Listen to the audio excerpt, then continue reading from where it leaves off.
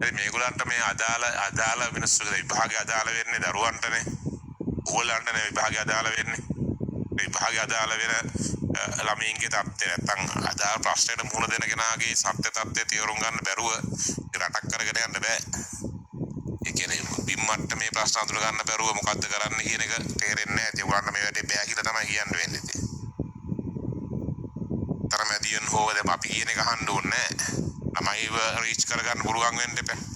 ළමයිව reach කරගෙන ඇත්ත ප්‍රශ්නේ අඳුර ගන්න පුළුවන් වෙන්න ඕනේ. ඇත්ත ප්‍රශ්නේ තේරුම් ගන්න බැරුව කොහොමද ජනතා ප්‍රශ්න සිතන්නේ කියලා. ඉතින් මේ වගේ අමනෝච්ච තැනකට යයි කියලා නමුත් ඉතින් එහෙම ගිහිල්ලා තියෙන්නේ. ඕගලන්ට බෑ ඕගලන්ට නෙවෙයි මං කියන්නේ මේ.